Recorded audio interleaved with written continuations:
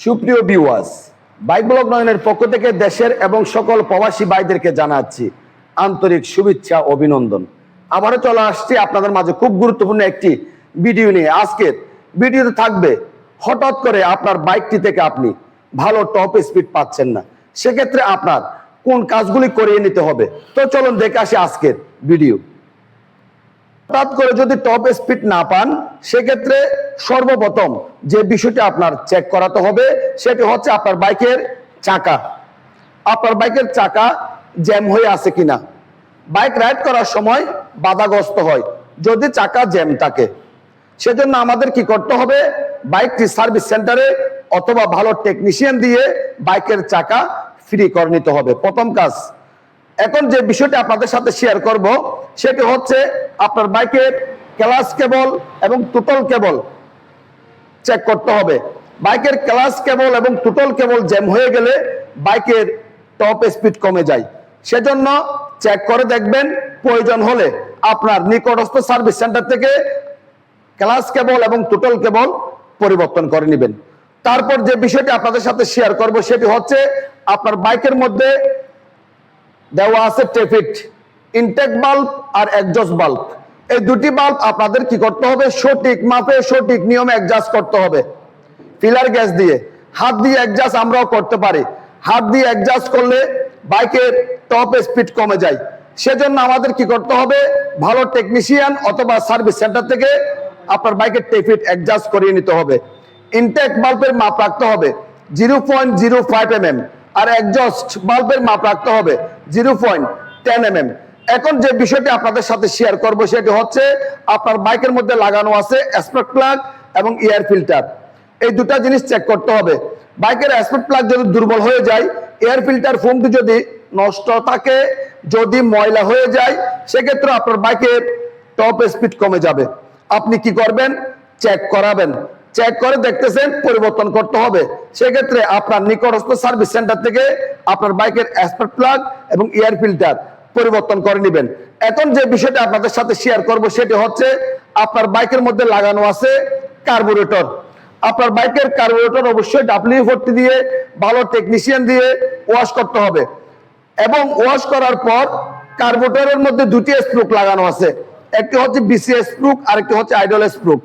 আপনাদের কি করতে হবে, BCA স্প্রুক দিয়ে বাইকের এয়ার এবং ফুয়েল অ্যাডজাস্ট করতে হবে। এবং বাইকটি 3 কিলোমিটার রাইড করার পর আইডল স্প্রুক দিয়ে বাইকের RPM 1400 ± 100-তে সেট করতে হবে। এখন যে বিষয়টি আপনাদের সাথে শেয়ার করব সেটি হচ্ছে আপনার বাইকের মধ্যে লাগানো আছে চেন স্প্রুকেট। বাইকের চেন স্প্রুকেটের দাঁত যখন ক্ষয় হয়ে যাবে তখনই আপনার বাইকের টপ স্পিড কমে যাবে। চেক করে দেখবেন, প্রয়োজন হলে সাথে সাথে আপনার বাইকের চেন স্প্রুকেট আপনার নিকটস্থ সার্ভিস সেন্টার থেকে পরিবর্তন করে নেবেন। সেক্ষেত্রে বাইকের টপ স্পিড বেড়ে যাবে। আপনার বাইকের সব কাজগুলি করিয়েছেন, তারপরেও আপনার বাইকের টপ স্পিড বাড়তেছে না, সেক্ষেত্রে আপনার কি করতে হবে, আপনার বাইকের মধ্যে লাগানো আছে ক্লাচ প্লেট। অবশ্যই ক্লাচ প্লেট চেক করতে হবে বানিয়ার স্কেল দিয়ে। চোখের দেখা দিয়ে ক্লাচ প্লেটের ফিটনেস বোঝা যায় না। ক্লাচ প্লেটের ফিটনেস চেক করার জন্য আমাদের প্রয়োজন হয় বানিয়ার স্কেল।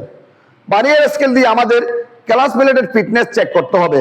ফিটনেস কত থাকতে হবে, সর্বোচ্চ 3 mm থেকে সর্বনিম্ন 2.8 এর ভিতর ক্লাচ প্লেটের ফিটনেস থাকতে হবে। যখনই 2.8 এর নিচে চলে আসবে, সেক্ষেত্রে সাথে সাথে আপনার নিকটস্থ সার্ভিস সেন্টার থেকে আপনার বাইকের ক্লাচ প্লেট পরিবর্তন করে নেবেন। সেক্ষেত্রে আপনার বাইকের টপ স্পিড বেড়ে যাবে, বাইকটি চালিয়ে আপনি অনেক বেশি মজা পাবেন। তারপর যে কাজটি আপনাদের করতে হবে সেটি হচ্ছে আপনার বাইকের ইঞ্জিন অয়েল। খুব গুরুত্বপূর্ণ একটা জিনিস। বাইকের ইঞ্জিন অয়েল যদি খারাপ হয়, বাইকের টপ স্পিড কমে যাবে, বাইকের আয়ু কমে যাবে, ইঞ্জিন খুব তাড়াতাড়ি নষ্ট হবে। সেজন্য আমাদের কি করতে হবে, ভালো মানের অয়েল পাওয়ার জন্য নিকটস্থ সার্ভিস সেন্টার থেকে অয়েল ক্রয় করতে হবে। অয়েল পরিবর্তন করার সময় আমাদের কি করতে হবে, যদি আপনার বাইকের মধ্যে যদি অয়েল ফিল্টার থাকে, সেক্ষেত্রে আমাদের অয়েল ফিল্টারের সাথে সাথে পরিবর্তন করতে হবে। আর যে বাইকগুলির মধ্যে অয়েল ফিল্টার নাই, সেই বাইকগুলির মধ্যে ক্লাচ কভারের ভিতর অয়েল পাম্পের সাথে অয়েল স্টেনার লাগানো থাকে। প্রতি 3000 কিলোমিটার পর পর অয়েল স্টেনার পরিষ্কার করে রাখবেন। সেক্ষেত্রে বাইকের ইঞ্জিন ঠান্ডা থাকবে, বাইকের পারফরমেন্স কিন্তু অনেক বেশি বেড়ে যায় এবং ইঞ্জিনের আয়ুও বেড়ে যায়। ইঞ্জিনের সাউন্ডও খুব সুন্দর থাকে। আজকের ভিডিওতে আমি আপনাদের সাথে শেয়ার করছি বাইকের টপ স্পিড কমে গেলে আপনার কোন বিষয়গুলি চেক করিয়ে নিতে হবে। আজকের ভিডিও যদি আপনাদের ভালো লেগে থাকে লাইক করবেন, কমেন্ট করবেন এবং বেশি বেশি করে শেয়ার করে দিবেন। আর আমাদের এই ছোট্ট পরিবারটি সামনের দিকে এগিয়ে যাওয়ার জন্য সুযোগ করে দিবেন। সবাইকে অনেক অনেক ধন্যবাদ জানিয়ে আজকের মতো বিদায় নিলাম।